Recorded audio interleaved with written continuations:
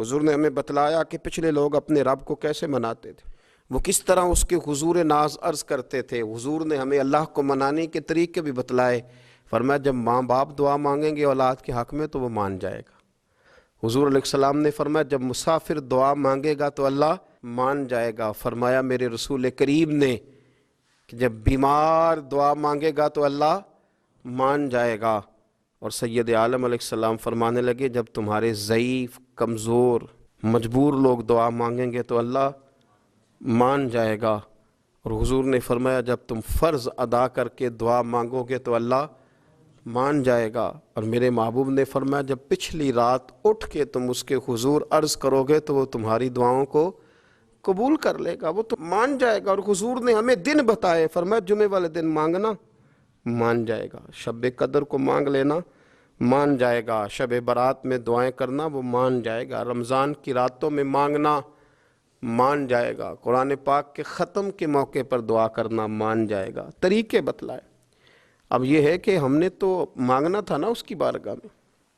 ہم نے تو حاضر ہونا تھا، ہم نے آگے بڑھنا ہے، اس کے حضور عرض کرنا ہے۔ حضور نے ہمیں بتلایا کہ مومن متقی ہوتا ہے نا، پرہیزگار ہوتا ہے، تو اس نے کچھ نیکیاں بھی کی ہوتی ہیں، جس طرح اسے اپنے گناہوں کا پتہ ہوتا ہے نا، تو اسے پتہ ہوتا ہے کہ نہیں یار فلاں کام میں نے فقط اللہ کی رضا کے لیے کیا ہوا ہے، اور میرا اور میرے رب کا راز ہے۔ فرمایا جب تم بڑے الجھ جاؤ نا، جب تم بڑی آزمائش میں آ جاؤ، اور جب تم سمجھ لو کہ اب میں بڑی تکلیف میں آ گیا ہوں، تو پھر ایک طریقہ حضور نے ہمیں اور بھی بتلایا مانگنے کا، ایک اور طریقہ بھی بتلایا، اور وہ روایت صحیح مسلم میں موجود ہے۔ راوی حضرت عبداللہ ابن عمر رضی اللہ تعالیٰ عنہ، حضور فرماتے ہیں 3 لوگ سفر کر رہے تھے۔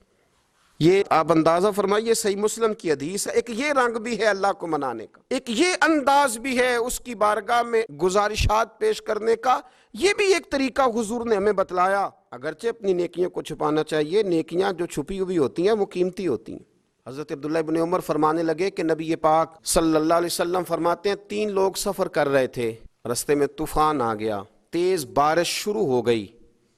تو حضور فرماتے ہیں وہ تینوں بارش سے بچنے کے لیے ایک غار میں چھپ گئے۔ ہم کو پتہ ہے پرانے زمانے کے اندر غاریں ہوتی تھیں، اور لوگ جب سفر کرتے تھے لمبے تو پتھروں اور پہاڑوں کے بیچ میں سے سفر کرتے تھے۔ وہ غار کے اندر چلے گئے۔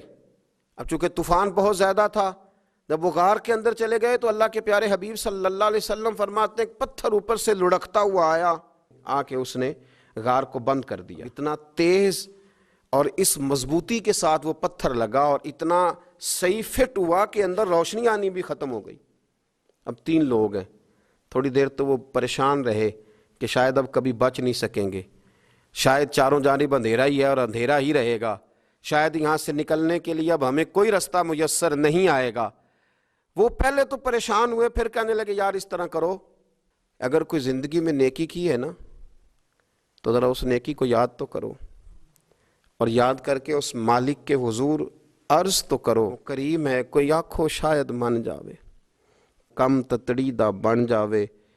عرض تو کرو۔ یہ آپ اندازہ فرمائیے، یہ بات بیان کر رہا ہے، یہ مدینے والے رسول بیان کر رہے ہیں، یہ نبی پاک علیہ السلام نے بیان فرمایا، رسول کریم علیہ السلام نے ہمیں بتلائی یہ داستان محبت۔ حضور فرمانے لگے ایک نے ان میں سے ہاتھ اٹھائے، اور اس نے انداز کیا چھیڑا، عرض کرنے لگا اللہ تو جانتا ہے نا میں نے بکریاں رکھی ہیں، میں غریب ہوں، مزدور ہوں، اور مالک تو یہ بھی جانتا ہے کہ میرے بچے بھی ہیں، بیوی بھی ہے، پر میں جب بھی گھر لوٹا ہوں تو دودھ میں نے بچوں اور بیوی کو پہلے نہیں دیا، بوڑھے ماں باپ کو پہلے دیا۔ وہ غار میں تنہا بیٹھے ہیں اور اپنے مالک کو منا رہے ہیں، عرض کرتے ہیں اللہ تجھے یاد ہے نا ایک رات جب میں بڑی دیر سے لوٹا تھا، لکڑیاں کاٹتے، درخت تلاش کرتے، مجھے دیر ہو گئی، میں دیر سے لوٹا تھا، نیت یہ کر رکھی تھی کہ دودھ سب سے پہلے ماں باپ کو پلاؤں گا، مالک جب میں لوٹا تو وہ بوڑھے تھک کر کے سو گئے تھے، میری بیوی نے مجھے کہا کہ بچوں کو پلا دو، وہ سو گئے، تو میں نے کہا نہیں میرے ذمے ہے ان بوڑھوں کے دل کو ٹھنڈا کرنا، ان سے پیار کرنا۔ اے مالک فجر ہو گئی، آفتاب طلوع ہونے کا وقت آ گیا، پر میں نے ماں باپ کے بیدار ہونے کا انتظار کیا۔ اے اللہ وہ جب اٹھے تو ان کی آنکھوں میں جو میرے لیے دعا تھی اور ان کے سینوں میں جو میرے لیے کرم تھا، اگر تیری بارگاہ میں وہ نیکی قبول ہے تو مالک پھر رحم فرما، نہ اس مشکل سے آسانی عطا فرما۔ سنو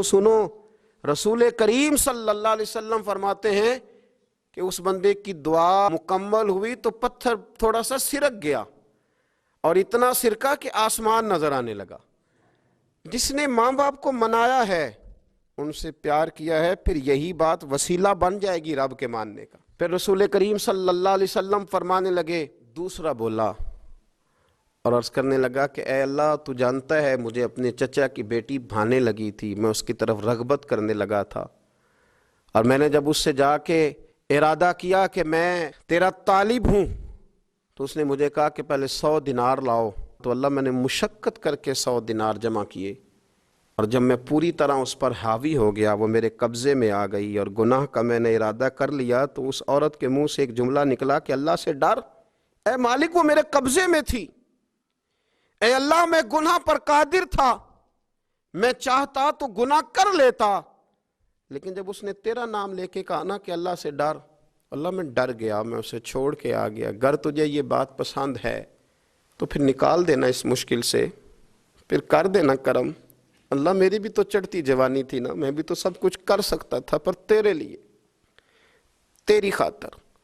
میں لذت گناہ سے باز رہا، تو اللہ تو رحمت فرما دے۔ حضور فرماتے ہیں اس کی دعا مکمل ہوئی تھی کہ پتھر تھوڑا اور سرک گیا۔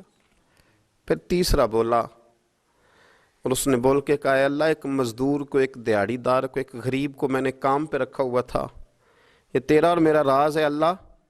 وہ مزدور، وہ دیہڑی دار میرے پاس کام پہ لگا تھا، کچھ چاول میں نے اس کی اجرت مقرر کر دی کہ تو کام مکمل کرے گا تو میں تجھے دوں گا،